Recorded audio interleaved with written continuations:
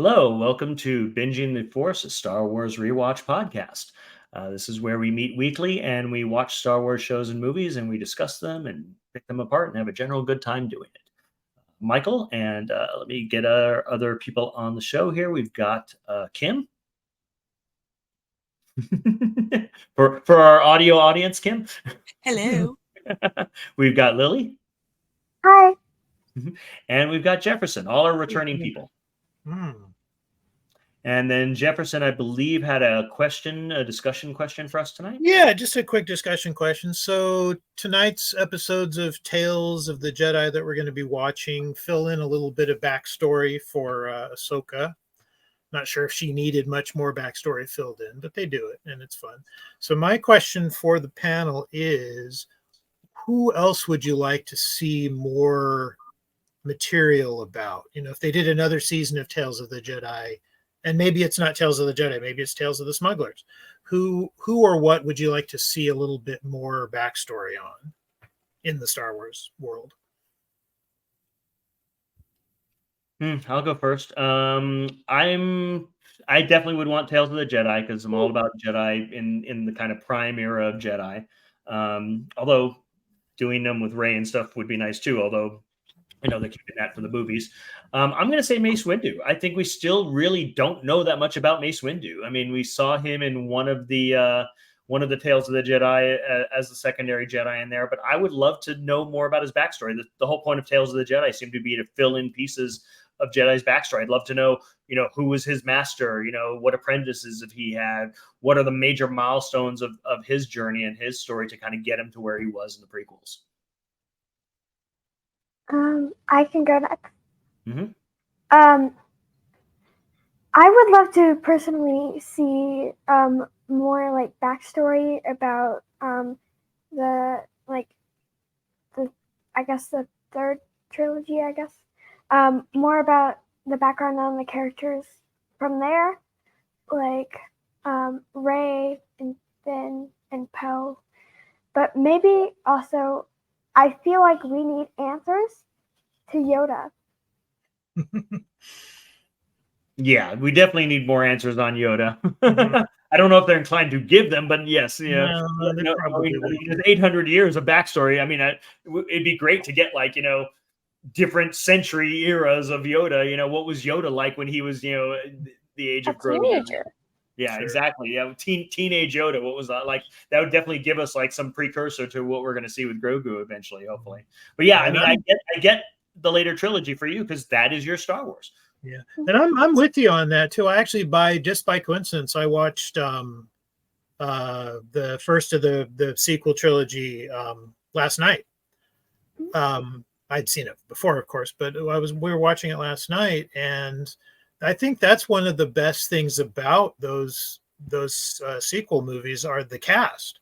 Those three main characters that they came up with, who kind of get a little shoved to the background by the legacy cast by having Harrison Ford and Mark Hamill back. But I would love to see more story about Poe and Finn and Rey. I think that would be great.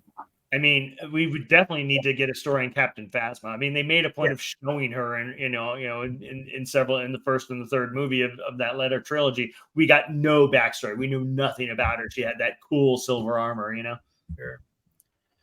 How about you, Kim? I'm still old school. So he's not a Jedi, but R2, we got a lot of backstory on C-3PO. We didn't really get a whole lot on R2. Absolutely. And I mean, the trilogy or all 9 films, all 3 trilogies, he is the tie between them. I mean, he is the continuous memory of that story. He's the only one who is conscious through all 9 movies, who knows. Yeah. So when they're like, take those droids and wipe their memory. Yeah. I don't think he got his memory wiped. No, they wipe C-3PO, but they do not wipe R2-D2. So they were pretty specific about that. R2-D2 is a continuous memory. He has knowledge from prior to the first movie through the last movie. So and he's been with so many of the characters and stuff. So I want to know that story. That's a droid who's seen some stuff. If there's any droid that could carry his own series, it's R2. Yep. And what a brilliant, I've always thought this, what a absolutely brilliant character design, a metal cylinder that beeps. Speaking of beep, I think Kim's got a metal cylinder beeping right now.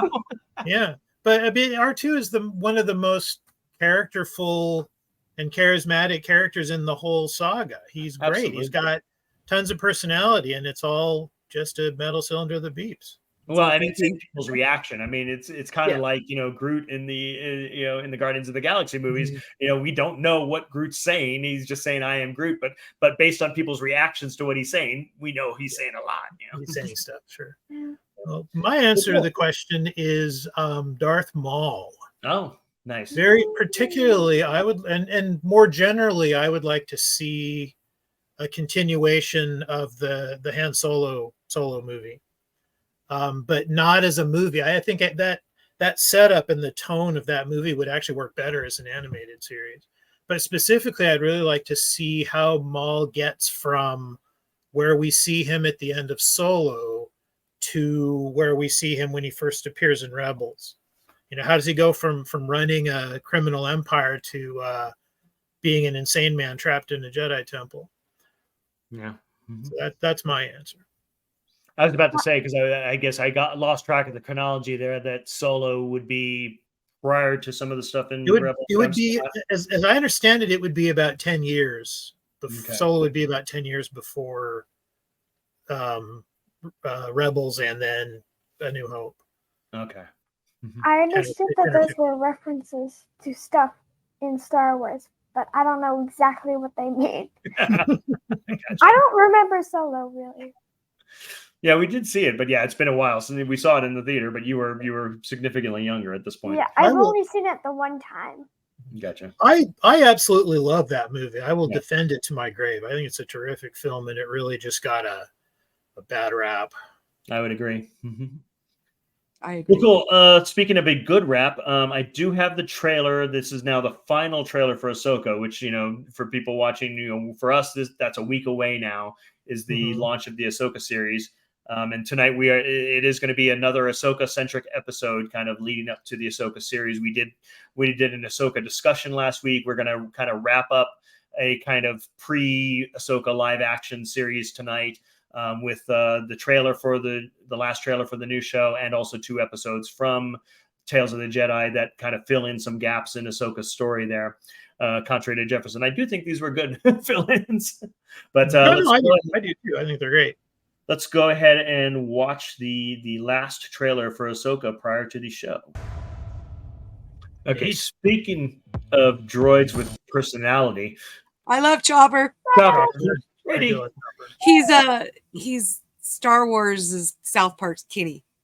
He is. The color scheme's even the same, isn't it? Yeah, but yeah, he's not saying anything nice. No, he's not. So I mostly wanted to watch this with people because I had one question. Do we think that that's an Anakin Force ghost? Because that's sure as heck what it looked like to me.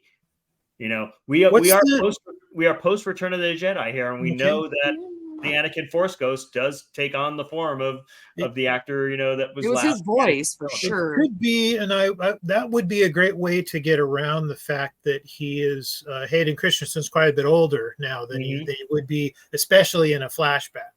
Yeah. I mean, they kind of swept that under the rug when he appeared in Obi-Wan. Yep. But I mean, he was visibly. Yeah, they definitely fudged it. They fudged it for Obi-Wan, but here, if this is a continuation of his appearance as a Force ghost at the end of Return of the Jedi, and it would make sense for him to be appearing as a Force ghost to Ahsoka, and be a source of guidance for her or a source of advice for her. How cool would that be? That would be neat. I was thinking earlier today that something that I would like to see is I would actually like to see Freddie Prinze Jr. appear as Kanan's Force ghost. Stick a beard on him and put that metal plate over his face, and he would. I think he looks enough like his character that he could do it. And I'm a little disappointed is too strong a word, but I have feelings about how few of the original voice cast from Rebels are playing their characters in this. I think Thrawn is the only one. if unless I'm forgetting somebody, maybe if Zeb, we don't know if Zeb's going to be in it, but if he is, obviously the voice will be the same guy. Right.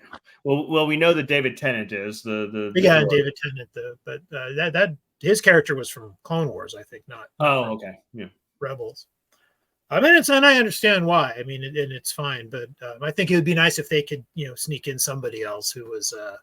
Yeah, and it's a question of, is Ezra even going to be in it, or is Ezra just going to be there via message? Because that's what we saw so far. He was just kind of there in either a pre-recording, just as a hologram. So we don't know if he's actually going to be in it or not. Yeah, and they've got. I mean, between the trailer and looking at the cast list on IMDb, there's a lot going on for 8 episodes. Yeah. So I was curious. So I looked up, and it looks like Tamira Morrison is going to be playing Rex in it, as he should. Again, yes, nobody else could, but again, for how long? I don't know. Yeah. Is it just a quick cameo, or is he a major character? It's hard to tell from IMDb.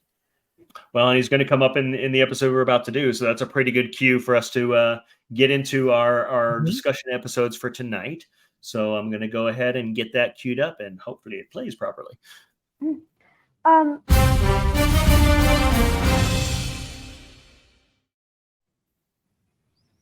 So far, so good. Yep. So this is Tales from the Jedi. We actually did the first one with her as a baby, like really, really early on in the show, like the 3rd episode of the show. I was actually there for that one. Yep. So it's good we've got you here for the end of the series. Yep. Yeah, so the Tale of the Jedi, we were seeing 2 Jedis particularly, and Ahsoka being one of them, filling in gaps. So really the idea here is we're going back into Ahsoka's training, and it's Anakin rushing to be there for one of Ahsoka's trials. And we'd always heard about the trials, we'd heard references to going through the trials. And so here is one of those trials. There we go. This is a neat little scene. Yeah, Lily?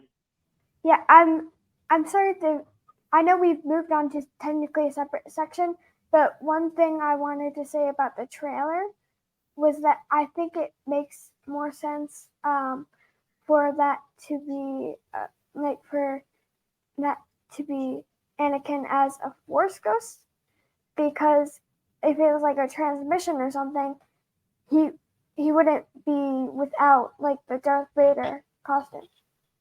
Mm-hmm. Yeah, he'd be looking more like he did in the prequels. Right. And again, he can't do that because he's older.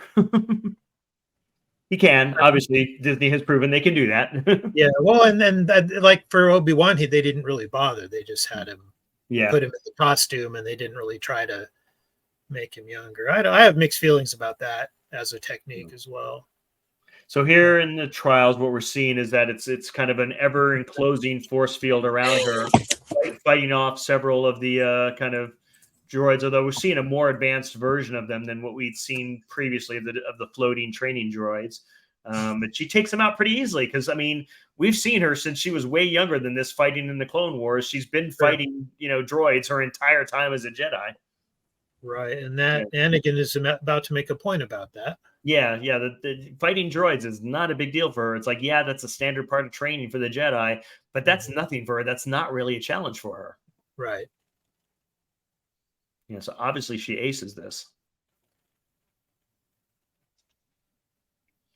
So he's not entirely thrilled with the training, and she's like, what are your thoughts on this? And he hasn't told her yet. So now we find out, okay, I don't think that was good enough for the training for you. Right. He's not that impressed by it as a test.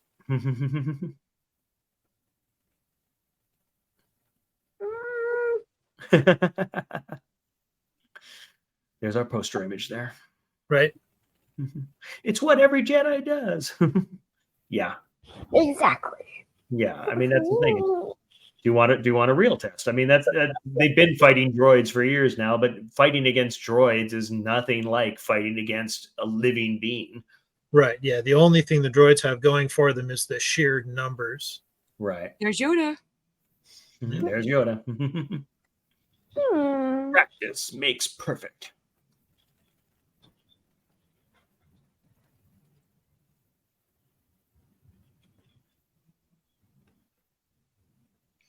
I love how they keep the gunships and crafts always like on the entrance, and like with the movies. Yeah, there's always an arriving ship. Love it. They keep everything really consistent. Everything. Yeah, I was gonna say there's definitely some consistency to Star Wars. The ship arriving is such a constant. Or leaving, yeah. Those sort of almost stock. And this is how you know you're watching Star Wars, is when you see this shot. And so we've got Rex, our constant clone presence from the Clone Wars. Yeah, I was thinking too. It's lucky that of all the clones, Tamira Morrison will be playing Rex. At least he won't have to wear a wig. Yeah. So the point here is like, droids are droids. They're machines. They don't have feelings. They don't have emotions. They're predictable. You know what they're going to do. Like they have jokes though. What? They have jokes though. True. Yes. They do seem to have personality. Frankie wants to be on TV. Frankie can join. Joe, where are you? So yeah, so he's telling her it's like you have to anticipate who's going to shoot first, what order they're going to shoot in, and boom, she's gone. 3-4 shots in, and she's down. 7 actually, I counted. 7. Yeah. And then I mean, in a real battle situation, you're dead here. Right. One thing that I kind of like about this little sequence is that it in some ways it shows us Anakin has a bit of a mean streak. Yeah. And we have to remember, this is the same guy who ends up murdering thousands of people and helping Palpatine overthrow the government. Right. He's and if anything, like in Clone Wars, I love Clone Wars as a series, but one of my really minor criticisms of it is that Anakin is often a little bit too nice.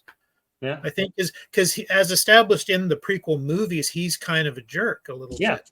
He took out a whole village of sand people. Exactly. The path from Jedis.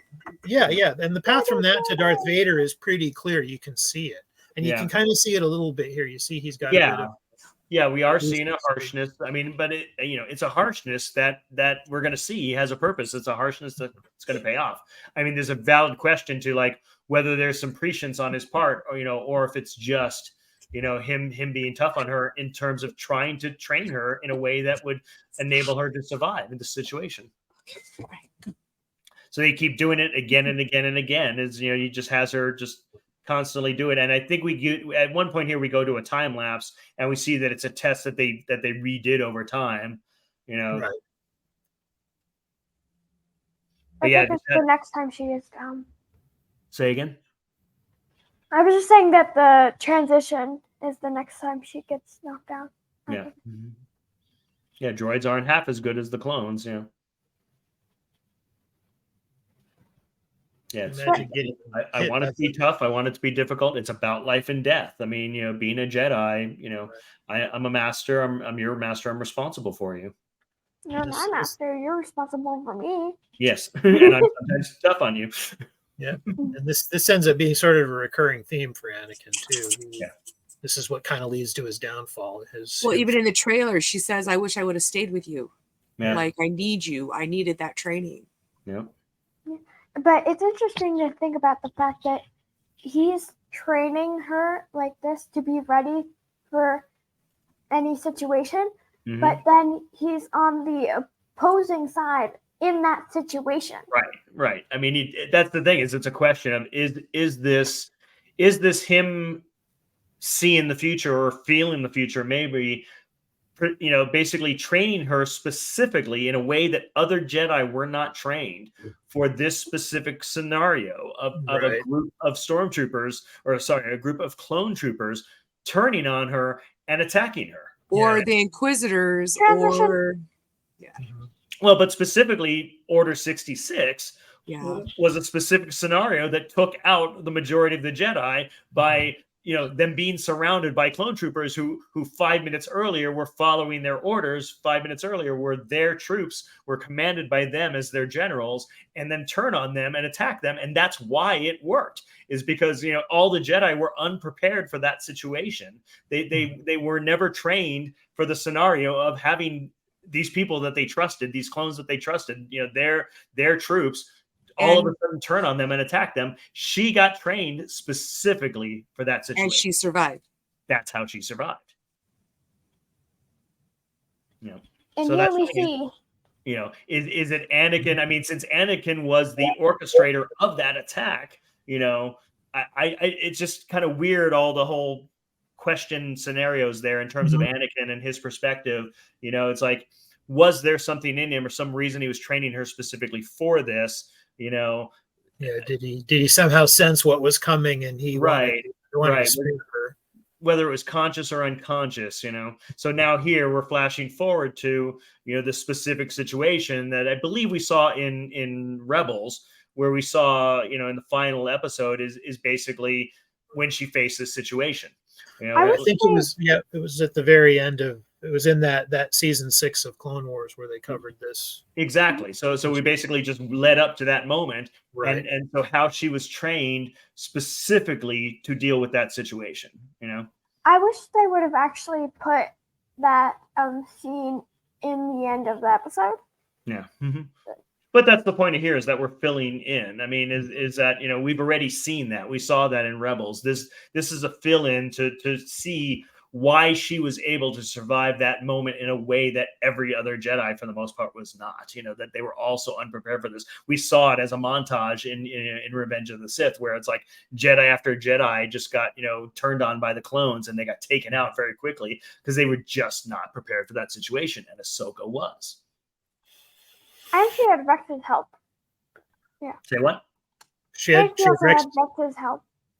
Yeah, well, yes, she did have Rex's help. That definitely, because we know that there was, Rex in the end kind of had some wiring difference that enabled him to not kind of follow those orders the same way that all the other clones did. So that definitely was in her favor. Any other thoughts on this one? Great little bit of sort of concentrated backstory. I mean, it's not a huge info dump like backstory episodes tend to be, but it's a nice little thing for all the reasons that you said about maybe this is Anakin preparing her for what's coming. It's a great little sort of vignette, little thing, the little bit of detail to give us. And you could get real deep in the weeds on Anakin's motivations, like I said, because he was, as Darth Vader at that point, the orchestrator of that attack. So he was the person commanding the clones basically to do, well, I guess it was really Palpatine, but I mean, as Darth Vader, he was really instrumental in that attack. Did maybe even as Darth Vader, did he have a knowledge or intention that Ahsoka might possibly survive it? That there's still some Anakin in the back of his soul, that is still protective of Ahsoka, knowing that kind of attack is something that she could survive because he had specifically trained her for it. You could get deep in the weeds on it. What do you think, Kim? This was new for you, so yeah, I haven't watched this episode prior, so it was pretty interesting. But yeah, I agree with everything you said. Yeah, you could go deeper, but yeah. But I mean, just that whole coolness of just watching her be, taken out again and again and again by clone troopers. Well, she's such a cool character that, they're going to throw her in as many things as they can. Yep. Yeah. And that's the thing between Clone Wars and Rebels. We saw her really take on a lot and make her the Jedi that we are now seeing in the live action shows that we saw on The Mandalorian, that we saw like how commanding a presence she is now, how a mature and calm and resolute Jedi that she has become. Even though I think even towards the end of Rebels, she still did not consider herself a Jedi, because she never completed the training. She never fully, embraced the title of knight or, completed her, she never technically passed from apprentice. So she's still not technically a Jedi, Well, and I think a Jedi master. Yeah, I think her issue too is that she doesn't necessarily buy into the philosophy. I think that's what when she says I'm not a Jedi, that's what she's saying is that I'm not using their playbook. I'm not following. Exactly. which I think is part of how she survived so long. Yeah. We've had a lot of discussion about that on the show. Is the Jedi code, the Jedi rules had a lot to do with their downfall. Right. I'm trying to think. Go ahead. I'm trying to think. Before her appearing in Mandalorian, I don't know how much I actually knew about Ahsoka. That might have been her first appearance for me because I'd never really watched any of the animated series. Yeah. And we've gone back now and rewatched a bunch of them, but I think that's probably going to be true for a lot of people. Yeah. I think there's a lot of people going to come into the live action show not knowing a lot about Ahsoka, and they're not going to watch. They're not going to have watched Clone Wars, and they're not going to watch Clone Wars. Yeah, if they want a primer of it, they can watch Binging the Force. Yeah. Which I should probably do. Let's go ahead and get into the final episode of Tales of the Jedi. That's episode 6. And this is another period. So we talk about the downfall of the Jedi. So this is now post, Revenge of the Sith, but pre her reappearance in Rebels. So it kind of bridges that gap of Ahsoka on the run. It's really a similar story to the story told in Obi-Wan in that series, because it's kind of a similar theme as, her being on the run, her being in secret, and what got her back out of her shell and what got her, got her back to join the rebellion. So let's go ahead and get that going.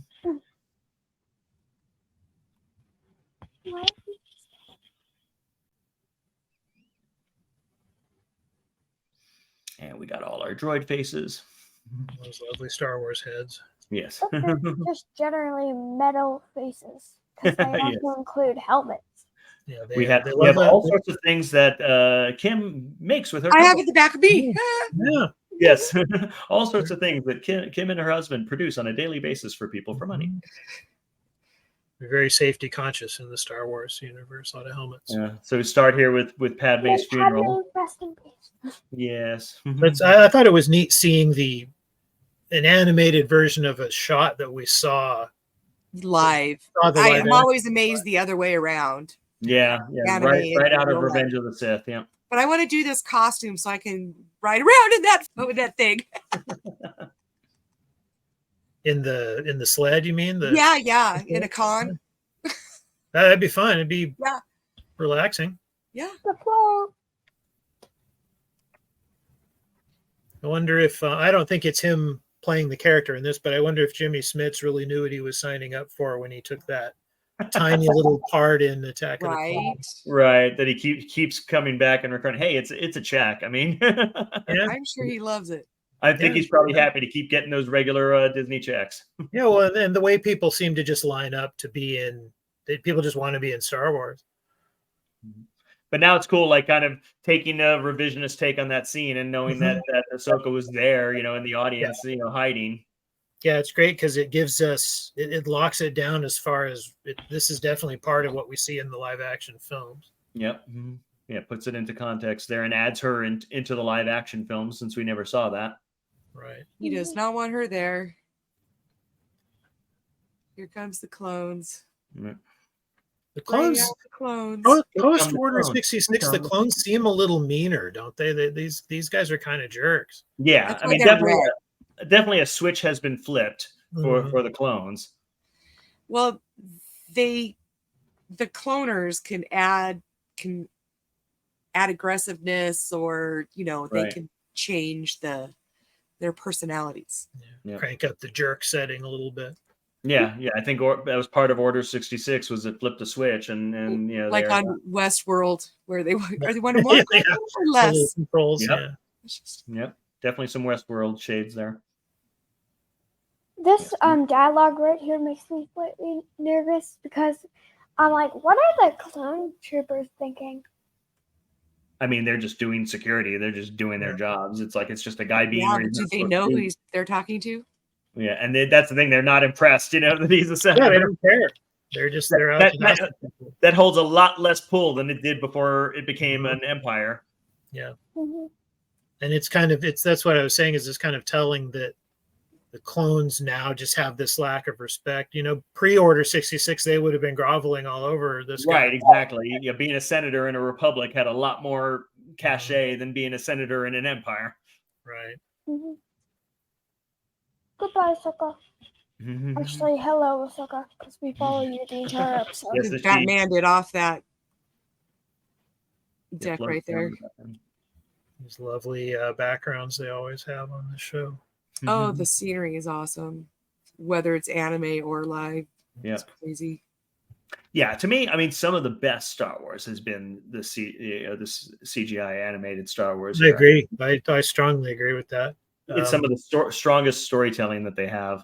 And I think it's an easy argument that Ahsoka Tano is probably the most fully developed character in the entire Star Wars saga. Yeah, I think she's the besides Rex. Like, she's probably the biggest. I bet she's had more screen time than any other single character. And as I say, trust the Filoni. Yeah. Yeah, he seems to have a pretty good handle on what the right tone is for. Yeah. And just from a storytelling ability, he's just become such a master storyteller throughout all of his time in the saga. So we don't know it's an indeterminate amount of time later, but I'd say, I would say positionally time-wise, it's roughly 5 years, 5 to 10 years. So it's in the same kind of, I think Obi-Wan was 9 or 10 years later. So I'd say this is probably in the same kind of time frame there. Yeah. So she's been just hiding, just kind of, David Banner, Incredible Hulking it, from place to place, just beat me to it. This is like the start of an Incredible Hulk episode. Yep. Da-na-na-na, da-na-na-na-na. Yeah. So she's just, in hiding as a Jedi, just living her life and just trying to be on the run and just stay under the radar.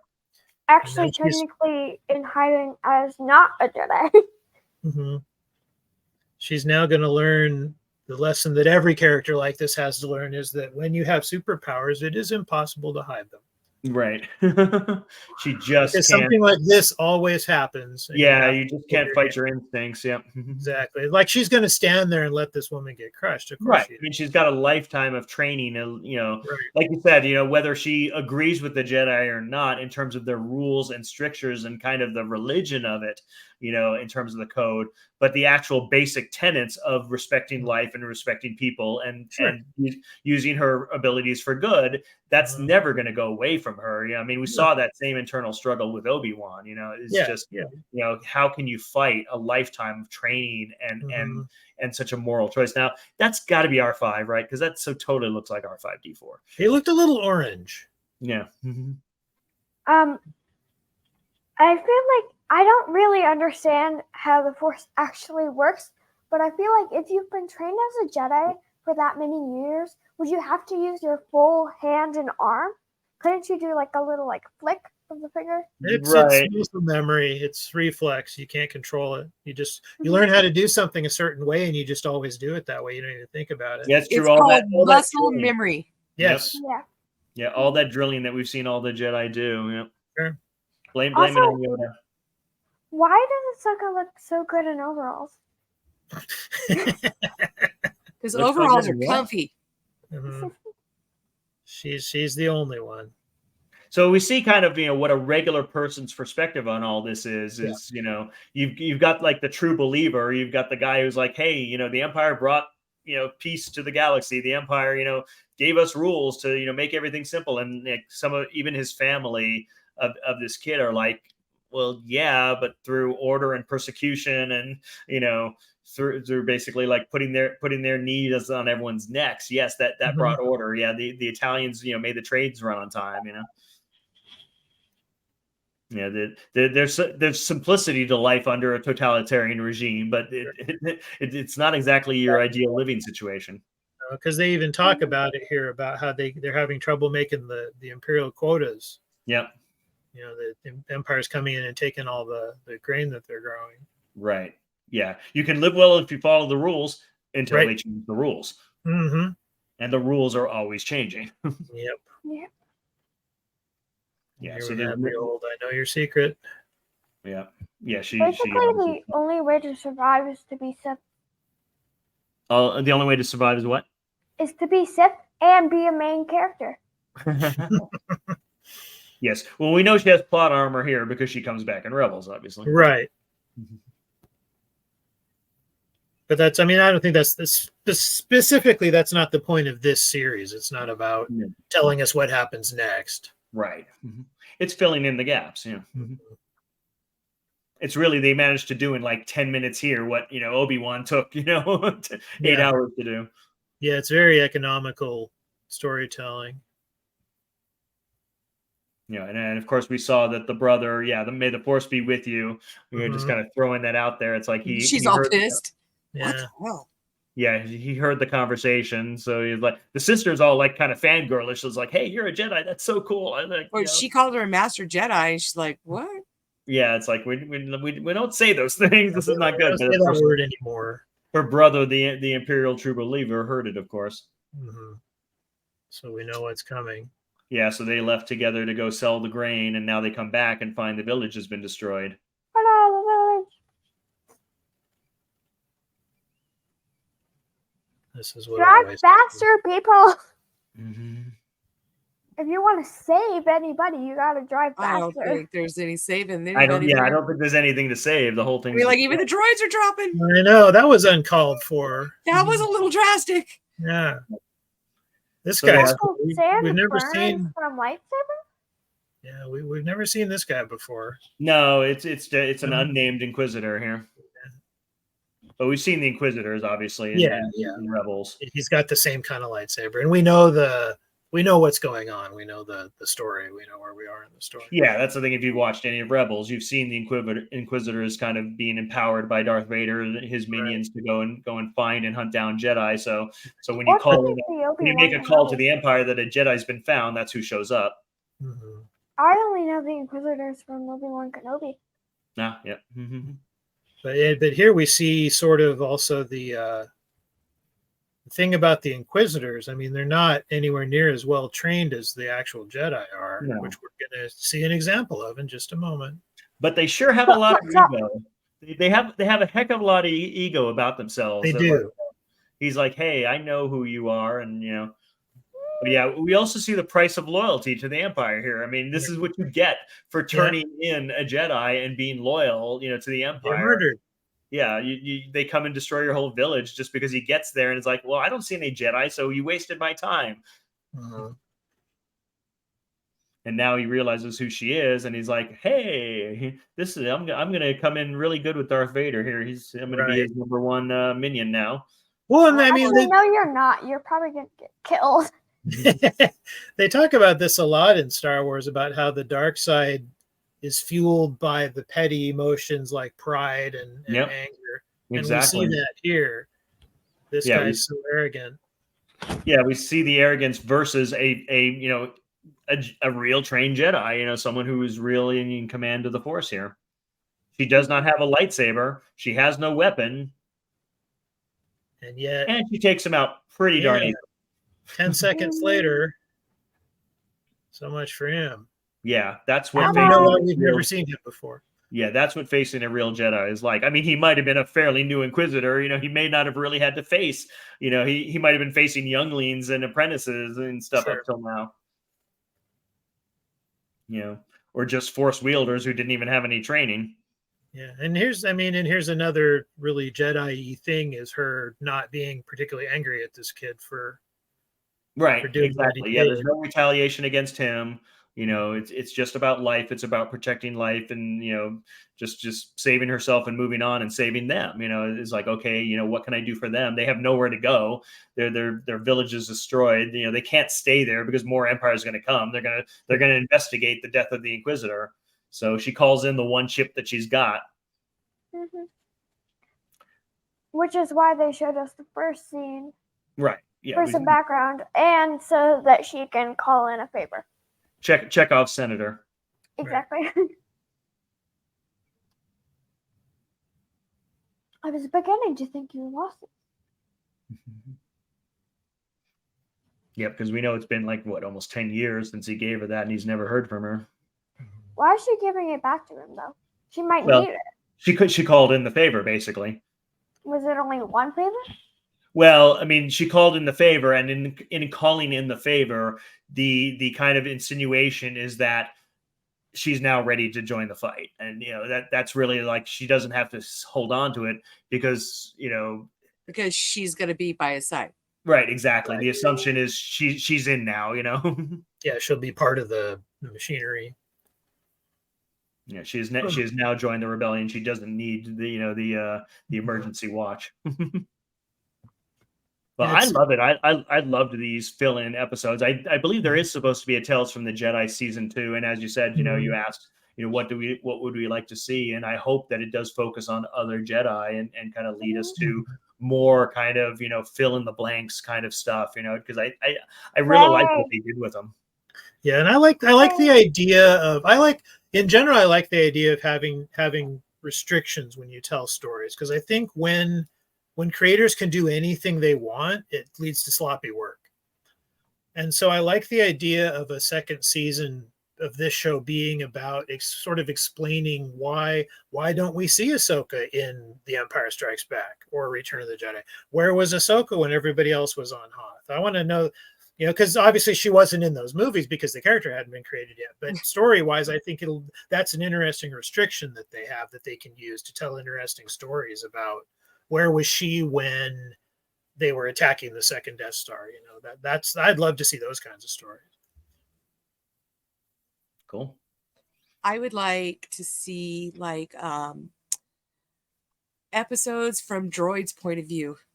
So like droids that are like in the bar or whatever, and like what conversations they see other characters have that might be side characters. Yeah, and there was that one episode in Mandalorian season 3 where we kind of started to do that, where they had the one, several scenes where they kind of focused on a bar full of droids and really started to get things from the droid perspective and kind of the droid point of view. And I definitely would love to see more of that. Yeah. Well, and the idea that the droids are the servant class. They're a fly on the wall. Yeah, they get ignored. And so, they overhear a lot of stuff that people say stuff in front of droids that they're not going to say in front of sentient creatures. Yeah. Although there's a question for that. If they have senses of humor, if they have point of view, if they have opinions, are they sentient? Are they sentient? Yeah. R2 is. If they have senses of honor, Right, exactly. If they can make their own decisions. Yeah. Like C-3PO, he can actually talk. And so he has a personality. A very basic, I don't know stuff personality. Yeah. Which is weird because he knows a lot of facts. Well, yes, he does have a very large computational brain, but does that equate to sentience? Is that still an independently thinking being, or is he just his programming? Are we independently thinking brains? Are we just our programming? Well, in between us and droids, I guess, would be clone troopers. It's a good point. A mix of both. Yeah, we're getting into Blade Runner or Westworld territory here. Yeah, very very epistemological kind of discussion and argument. And I'm not a stormtrooper; I'm a rebel all the way. Nice. Well, any other thoughts on these episodes, or kind of anything kind of prior to next week? We will start actually doing a little bit different on the show. We've kind of not normally followed live shows as they've been coming out, but we're going to kind of switch that up and start actually following the Ahsoka show when it premieres next week. So, all right, sounds exciting. Well, last thoughts on these? Great bit of backstory episodes, beautifully rendered as always. A+. Cool. Lily, any last thoughts? No. Okay. Well, thank you, Lily, Jefferson, Kim, for kind of returning and joining back into the fold here. And we will look forward to seeing everyone on our next episode of Binging the Force. Peace out. Can't wait. Goodbye.